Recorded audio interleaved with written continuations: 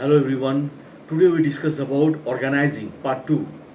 Once the plans have been laid down and objectives specified therein, the next step is to organize resources in a manner which leads to the accomplishment of objectives. A critical issue in accomplishing the goals specified in the planning process is structuring the work of an organization to adapt to the dynamic business environment. The activities of an enterprise must be organized in such a manner that plans can be successfully implemented.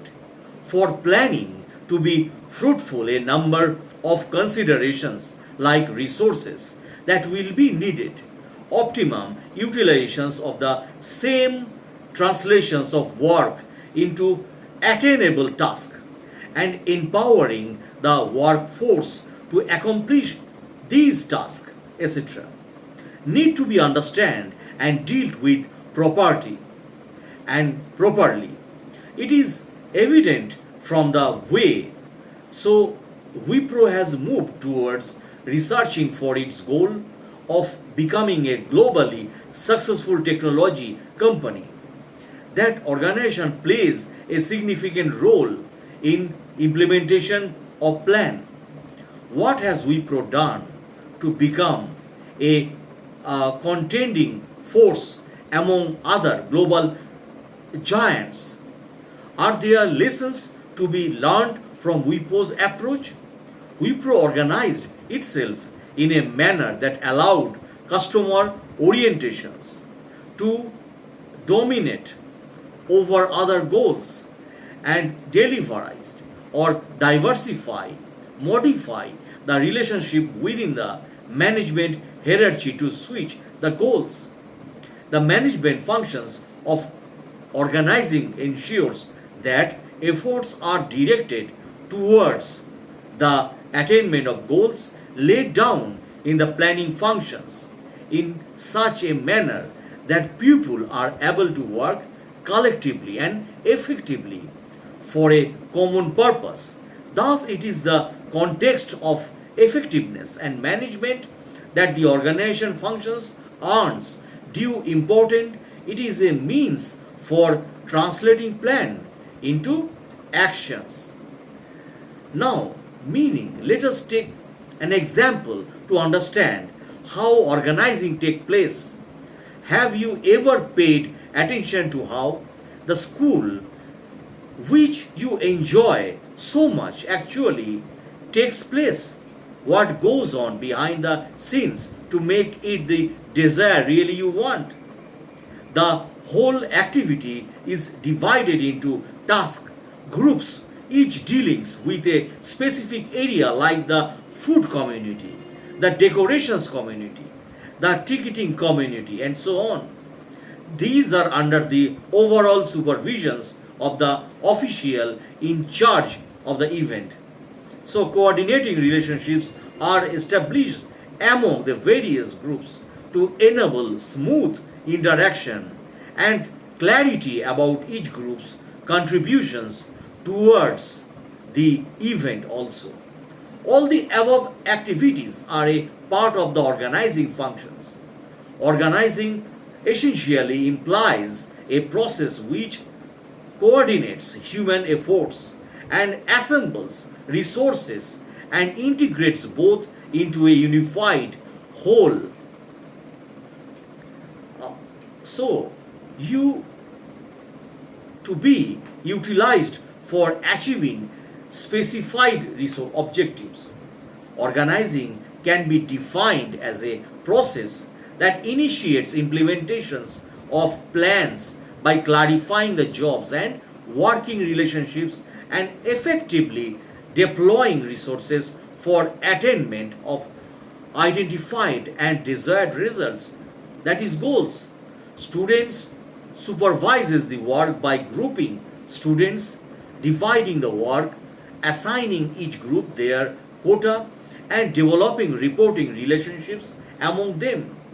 The job will be done faster and in a better manner. So, now steps in the process of organizing. Organizing involves a series of steps that need to be taken in order to achieve the desired goals. Let us try and understand how organizing is carried out with the help of an example. Suppose 12 students work for the school library in the summer vacations. One afternoon, they are told to be unload a shipment of new releases, stock the book slaves, and then dispose all the waste, that is packaging, paper, etc. If all the students decide to do it in their own way, it will result in mass confusions. However, if one student supervises the work by grouping students, dividing the work, assigning each group their quota, and developing reporting relationships among them, the job will be done faster and in a better manner. So, from the above descriptions, the following steps emerge in the process of organizing. First, identifications and division of work. The first step in the process of organizing involves identifying and dividing the work that has to be done in accordance with previously determined plans. The work is divided into manageable activities so that duplications can be avoided and the burden of work can be shared among the employees. Now, departmentalism or departmentalizations. One work has been divided into small and manageable activities, then these activities, which are similar in nature, are grouped together. Such sets facilitate specializations. This grouping process is called departmentalizations. So, departments can be created using several criteria as a basis. Examples of some of the most popularly used bases are territory, north, south, west, etc., and products, appliance, cloths, and cosmetics, etc. Assignment of duties. It is necessary to define the work of different job positions and according allocate work to various employees once departments have been formed. Each of them is placed under the charge of an individual. Jobs are then allocated in the members of each department in accordance to their skills and competencies. It is essential for effective performance that a proper match is made between the nature of a job and the ability of an individual. The work must be assigned to these who are best fitted to perform it well. Now, importance of organization. Performance of the organizing functions can pave the way for a smooth transitions of the enterprise in accordance with the dynamic business environment.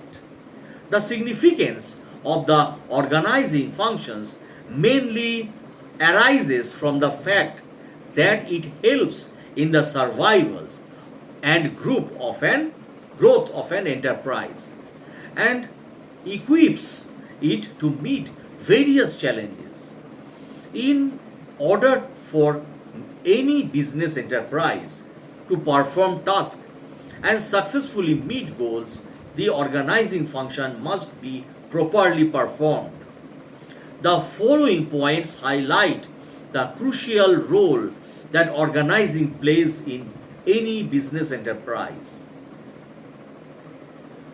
Now, establishing authority and reporting relationship. Merely allocating work is not enough. Each individual should also know who he has to take orders from and to whom he is accountable. Specific job on a regular basis. repetitive performance of a particular task allows a worker to gain experience in that area and deals to specializations also. Now, benefits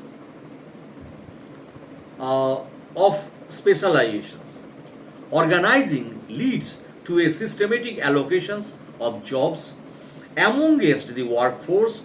This reduces the workload as well as enhances productivity because of the specific workers performing a way for a smooth transactions or transitions. It also provides much needed stability to the enterprise as it can then continue to survive and growth in spite of changes.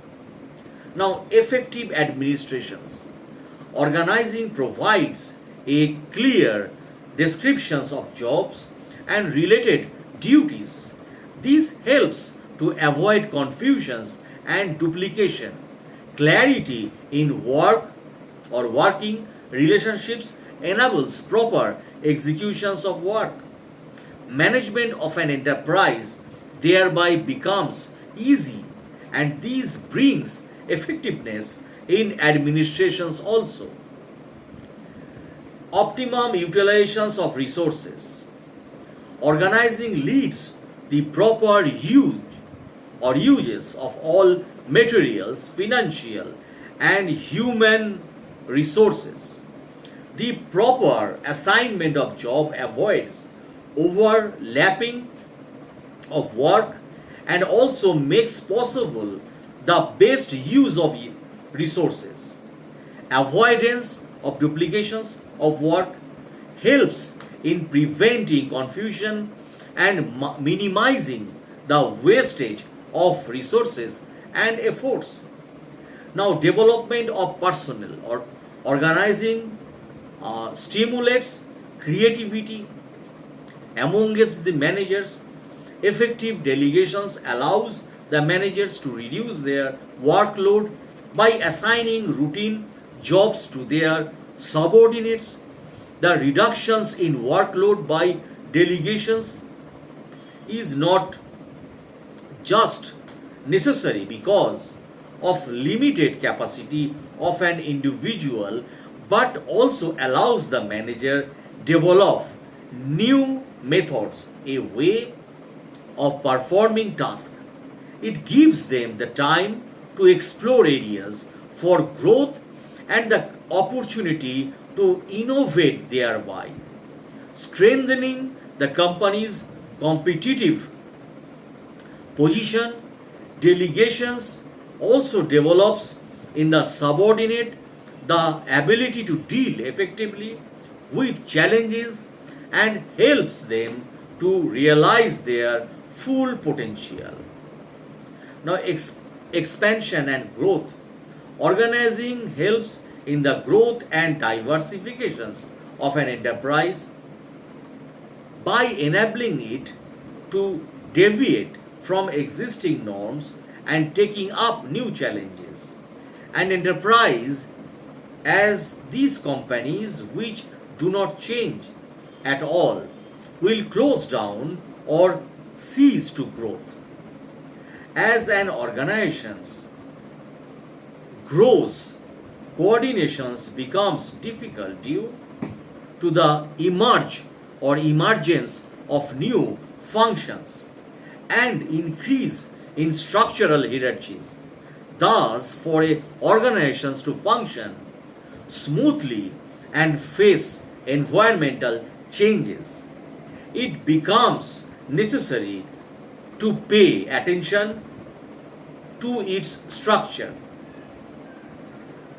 Now, Peter Drucker emphasizes on the importance of having an appropriate organization structure when he says organization structure is an indispensable means that the wrong structure will seriously impair business performance and even destroy it.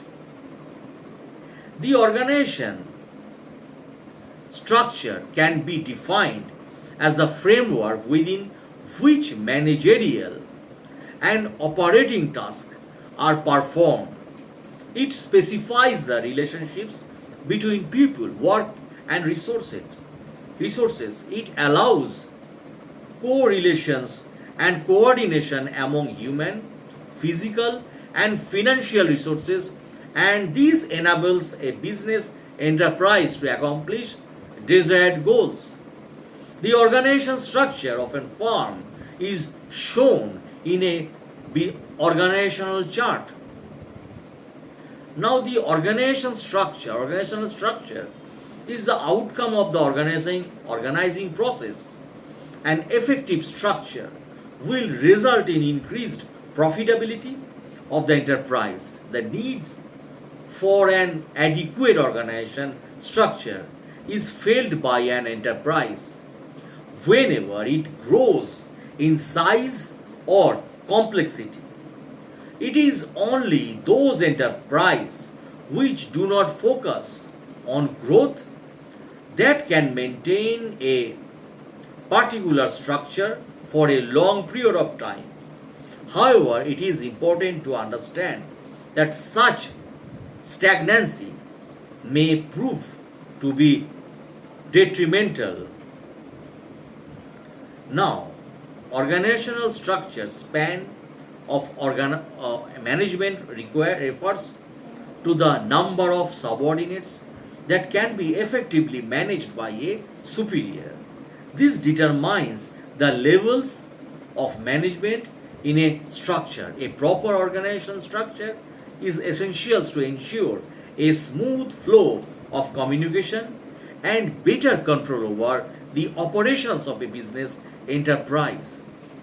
A organizational structure provides the framework which enables the enterprise to function as an integrated unit by regulating and coordinating the responsibilities of individuals and departments also.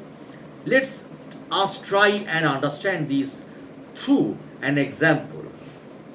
So, Sunita opened her own travel agency. The success her travel agency depends on a harmonious relationship between the customer and the employees of the travel agency. In order to achieve these objectives, she has divided the entire work of the agency into three subheads based on the functions, namely operations, sales, and administrations. So operations includes travel, counselor, reservations, and ticketing, and customer care sales includes the accounts executive, administration including bookkeepers, cashiers, and utility personnel. This division of work on the basis of functions has resulted into an organizational structure specifying the lines of authority and responsibility.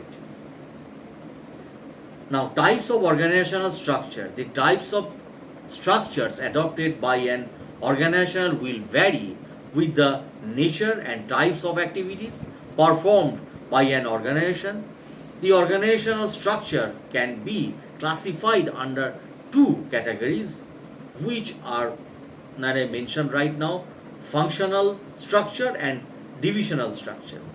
Functional structure grouping the jobs of similar nature under functional and organization or organizing these major functions as separated, and departments creates a functional disadvantages.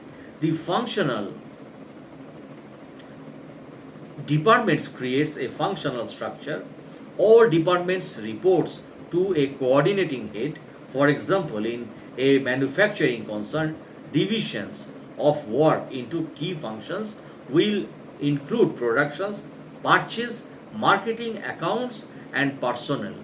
These departments may be further divided into sections. Thus, as a functional structure is an organizational design that groups similar or related jobs together. So that's the end of the video, my friends. If you like my blogs, please subscribe my channel. Thanks a lot for watching my video.